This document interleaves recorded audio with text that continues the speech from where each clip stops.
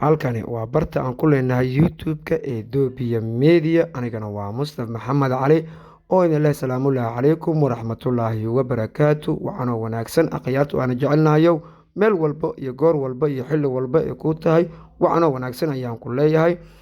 waxa alaaba nooga barateen qodobo siyaasadeed, balse haddii taa markii ku horeysay Doobiya Media subscribe aan saarin fadlan noo taabo subscribe-ka gambarka furo si aan macaamiil joogto oo like dhiirigelin. wixii aragtiya fikir qaybta hoose commentiga noogu soo qor, asxaabtaada la sii wadaag ee u sii sheergarey. mahadsanid.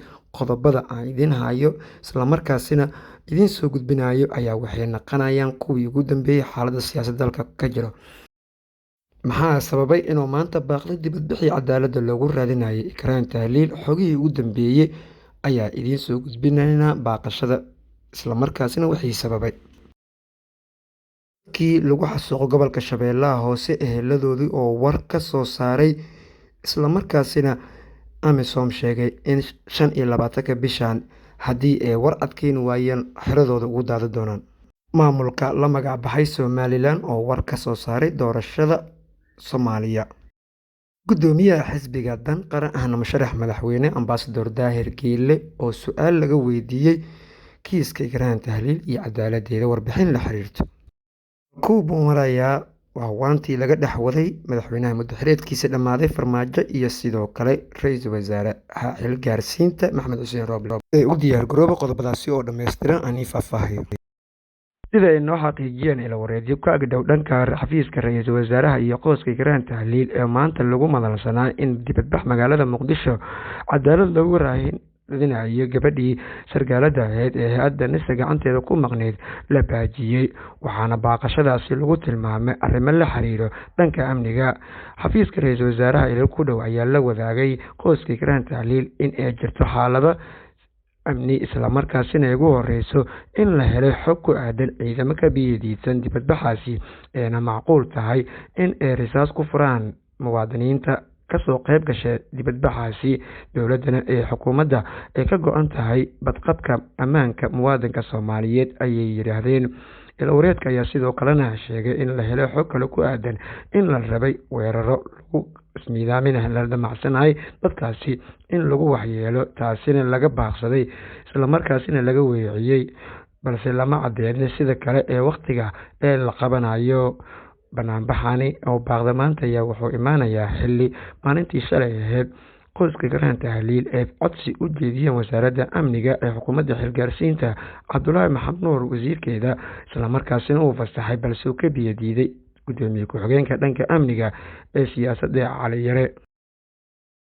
afhayeenka beeraleyda gobolka Shabeellaha Hoose Xuseen Usmaan Waasuge oo loo yaqaano Xaaji Aboore oo maanta warbaahinta la hadlay ayaa waxa uu ka shanqariyey dhacdadii ka dhacday deegaanka Golweyn ee gobolka Shabeellaha Hoose ee dad beeraley ah lagu laayay kuwaasi oo ku xasuuqeen ciidanka midowga Afrika ee Amisom iyadoo laga joogo 43 maalmood isla markaasina dadkaasi oo go'aan jawaano ku jira ee ku xariisan yihiin fariijo isbitaal ku yaala magaalada Muqdisho isla markaasina ay dadkaasi 7 ruux ee halkaasi lagu dilay ee jirkooda qaarkood go'go'san yihiin gibi ahaanba iyo mid kale oo ka horeeyay 8 ruux ay u haystaan ciidanka midowga Afrika ayaa warbaahinta ka hadlay war cusubna ka soo saaray. afhayeenka beeraleyda isla markaasina u hadlayay ehelada dadkii lagu xasuuqay ee gobolka Shabeellaha Hoose ayaa sheegay in 19 bishani ay tageen xerada ay ku leeyihiin gobolkaasi Shabeellaha Hoose iyo sidoo kale xalane aysan warna ka soo saarin, wuxuuna sidoo kale gibi ahaanba ay yeesheen kulamo odayaashii dhaqanka iyo weliba waxgaradka deegaankaasi isla markaasina isku afkarteen in aan marnaba la qaadanin diyo. waxayna sheegeen in ciidamada Soomaaliya ay si weyn u garab istaageen balse ayna awoodin in ay tallaabo qaadaan maadaama madaxda ka sareyso ee waxba ka qaban laadahay. afhayeenka ayaa gibi ahaanba eedda dusha kaga tuuray ciidanka midowga Afrika inay ka weji dadbanayaan inay wax cad ka soo saaraan dadkaas ay laayeen. Wuxuuna sheegay in 19 bishan xerada ay ku leeyihiin deegaankaasi ee Galweyn gobolka Shabeellaha Hoose dadka lagu xasuuqay ciidankii ku sugnaa sargaalkii haystay ay la kulmeen 7 maalmoodna oo qabsaday ayna ku egtaa 25 bishan ay maalinta Sabtiga ah, balse haddii ay war cad laga keeni waayo maalinta Axadda ay ka go'an tahay inay gudaha u galaan isla markaasina dagaal cad ay ku qaadaan. waxaan sameynay inaan go'aan qaadano oon inta hartay ee deegaankaas ku nool ay dhammaadaan oon xerada ugu galno. kan ugu dambeeyo intuu nool yahay qoraga ay haastaan aan la qabsanno, meeshaasna dagaal uu ka dhaco kuna dhintaan boqolaal dad ah. War qoraal ah oo ka soo baxay maamulka la magac baxay Somaliland ayaa waxaa lagu sheegay in ay wargelinayaan Midowga Yurub, Qaramada Midoobay, kan Afrika, Urur Goboleedka IGAD iyo dhammaan beesha caalamka in aysan wax shaqo ama raad aysan ku lahayn doorashada aqalka hoose iyo kan sare ee la damacsan yahay Soomaaliya inay ka dhacdo maamulka Somaliland xubno ay ku matalayaan. Qoraalkan ka soo baxay xafiiska madaxweynaha maamulkaasi la magac baxay Somaliland ee goor isku taag iskooda isku magacaabay ayaa waxa ay sheegeen in ay marnaba aqoonsaneen isla markaasina xubnahaasi aysan matalin Somaliland. waxaana dhowaan la filayaa maalinta 23 bishani in ay ka dhacdo magaalada Muqdisho doorasho xubno ku matalaya kuraasta dowladda federaalk Soomaaliya aqalkiisa sare, kuwaasi oo doorashadooda 11 kursi ka mid ah la bilaabi doono maalinta berita oo la filayo.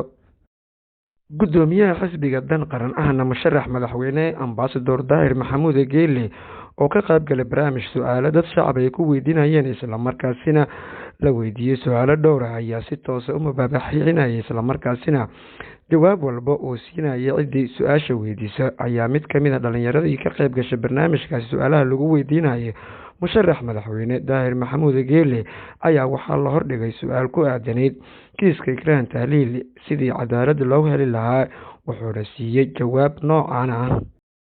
dad badan aa dhintay, meelo badan wax lagu haligay, waxa Ikraan Tahliil cirka loo geliyay maxay tahay oo kuwa kale looga hadlo. aniga waxay la tahay su'aasha si kale loo dhigay inay tahay dadka kalena ma laga hadlo, Ikraan kale maxaa looga hadlaa dadka kale arta waawaantii khilaafka siyaasadeed ee u dhaxeysay madaxweynaha muddaxileedkiisa dhammaaday iyo sidoo kale ra'iisul wasaaraha xilgaarsiinta Maxamed Xuseen Roble oo Maxamed Cabdi Kaariye Qoorqoor ka ahaa garwadeenka iyo xubno kale matalayay Farmaajo iyo Roble ayaa waxay u muuqataa iminka mid sii kala cakirmayso. wararka la kala helayo filla Soomaaliya iyo xafiiska ra'iisul wasaare Roble ayaa waxay kala tilmaamayaan in ay labada dhinac isku soo dhawaashahooda markay muuqato marka kalena ay sii fogaanayso.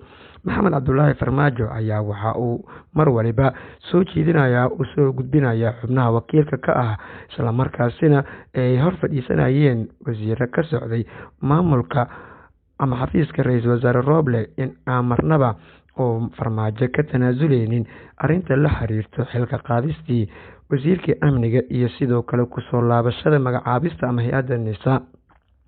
Fahad Yaasiin ayaa mar waliba oo xeendhaabka siyaasadeed oo asiga gadaal uu ka marinayo kiis walba iyo weliba tilaabo kastoo laga qaadayo ayaa Farmaajo lagu tilmaamay caqabadaha ugu badan ee hor istaagayo arrinta la xiriirto in khilaafkaasi la dhameeyo. waxaana muddo 48 saac ka badan ay socotay waantaasi. Roble ayaa asina si weyn ugu biyadiisan isla markaasina marnaba aysan ka daadegin arrinta la xiriirto. waxaan dadka siyaasadda dhiraaniriyay ee ku tilmaameen ku dhagnaanshaha Farmaajo ee arrinta la xiriirto Fahad Yaasiin iyo Xandibi in ay qayb ka tahay daboolista kiiska cadaaladda loogu radinayo Ikraan Tahliil. waa tahay intaasina ayaan kusoo gabagabeynaynaa ayadoona dhanka kaamirada iyo editingkana ay gacan iga siiyeen wiilashayda Ismaaciil iyo sidoo kale Maxamed tan iyo mar kale bahda Doobiyo idin leh sidaas iyo nabadgelyo. Wassalaamu calaykum waraxmatullaahi wabarakaatu.